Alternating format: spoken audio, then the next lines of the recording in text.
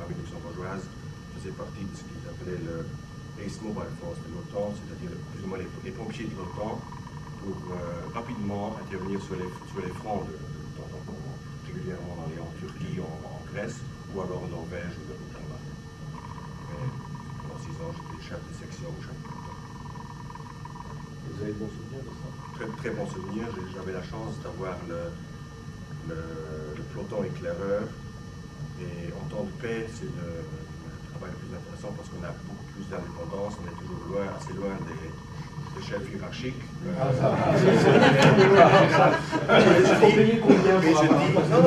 Je dis en temps de paix parce qu'on est les premiers à aller vers l'action, on est les derniers à partir. Donc, en temps de guerre, c'est peut-être pas le procédé. Mais bon, je l'ai fait en temps de paix et je suis content de ça.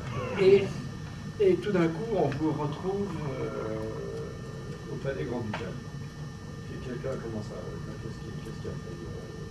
Comment c'est arrivé? Vu la taille de l'armée luxembourgeoise, on peut se payer le luxe de tous les officiers luxembourgeois font un stage au palais. Et moi, j'ai fait mon stage comme les autres. Et juste au moment où j'allais terminer mon stage, il y a un des aides de camp qui était de carrière, en quelque sorte, s'est cassé la jambe. Et on m'a demandé de... Non, s'est cassé la jambe, je ne sais pas, en jouant au foot ou peu importe. En tout cas, il était out pendant 2 mois et on m'a demandé de rester pendant 2 mois. Monsieur le chef d'état-major, je suis resté pendant 2 mois. Et un autre aide de camp à ce moment-là, il est parti pour devenir consul général à New York. Et à ce moment-là, on m'a demandé, je suis toujours là, j'avais la chance d'être là au bon moment, de rester. Et il n'y a pas d'autre raison pour lesquelles on doit rester? Par exemple, le fait que vous ayez des capacités pour le poste? Le grand-duc, à l'époque, avait demandé à ses aides de camp qui étaient encore là s'ils avaient une préférence. Et il y avait 2 noms. Il y avait un très bon ami à moi, qui est maintenant au palais, et moi, et le grand-duc, parce que moi j'étais là, il me connaissait mieux.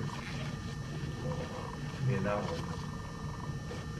Et donc, alors, votre poste, en commençant là, votre poste était aide de camp? Oui, donc j'étais aide de camp à la maison grand-ducale, et mon travail c'était spécifiquement de m'occuper des affaires du grand héritier. Et donc avec lui, j'ai voyagé dans le monde entier pour promouvoir le Luxembourg, parce qu'il est le directeur, le président du comité de développement économique du Luxembourg, qui est dirigé par le ministre de l'économie. Mais bien sûr, c'est avec un grand héritier, avec une altesse royale, ça ouvre des portes. C'est mieux que la radio. Et on a su utiliser ça, et ça marche assez bien. Non, c'est moi qui l'ai dit. Je m'abstiens de me contredire. Voilà, c'est ça le diplomate. Et donc le grand-duc héritier a 4 ans de plus que vous. Oui. Donc en fait, vous m'avez dit tout à l'heure que vous avez succédé en quelque sorte. Quand il était plus jeune, il avait un aide de camp plus âgé. Et donc, cet aide de camp c'est pas le bon mot, mais a aidé à sa formation. Il était son mentor. Voilà, dans sa fonction de président du comité de développement économique. Et avec son expérience sur les années, on lui a demandé de devenir consul général, avec également la fonction du Board of Economic Development à New York. Et c'était mieux pour le prince à cette époque d'avoir quelqu'un de plus jeune, et comme ça, il avait un surplus d'autorité qu'il n'avait pas avec une personne. Et donc, quand le prince héritier va avec vous à l'étranger, par exemple, racontez-nous une mission typique de ces années. Vous avez passé 13 ans. Hein. Oui. Racontez-nous une ou 2 missions typiques. Typique, c'est très difficile parce que tous les pays sont très différents. Donc, à Luxembourg, les sorties officielles, j'étais en uniforme. Toutes les missions économiques, c'était beaucoup plus discret. J'étais en costume civil.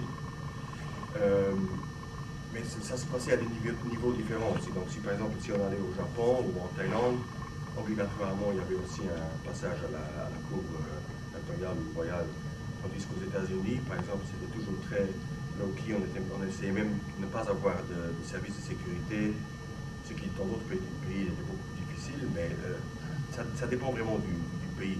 Mais donc on organisait, et il y avait deux missions différentes. Il y avait les missions d'investissement où on essayait d'attirer des investissements vers le Luxembourg, et des missions surtout vers l'Asie, c'était des missions de commerce extérieur où on était accompagné d'hommes d'affaires luxembourgeois qui essayaient de vendre leurs produits à l'étranger. Donc là aussi, il y avait une différence.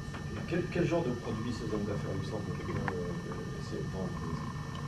Bon, il y avait, bien sûr, il y a Arbet, puis Arcelor, maintenant Mittal Arcelor, mais eux ont un réseau tellement important que c'est très rarement qu'on a travaillé pour ou avec eux. Et puis il y a Villeroy-Coq, il y a les faïences, Chinaware, il y a des vignerons, des différents des machines, des constructions métalliques, produits chimiques. Et pour l'investissement, dans l'autre sens, quel genre d'investissement était recherché par la mission? Bon, bien sûr, elle est connue pour la place financière, mais ces missions-là n'étaient pas du tout axées sur les services financiers. C'était vraiment des industries manufacturières, donc des manufacturing, ou alors des services parfois liés aux services financiers, éventuellement à la télécommunication. Mais là, c'est plutôt dans les dernières années qu'on a plus découvert les potentialités.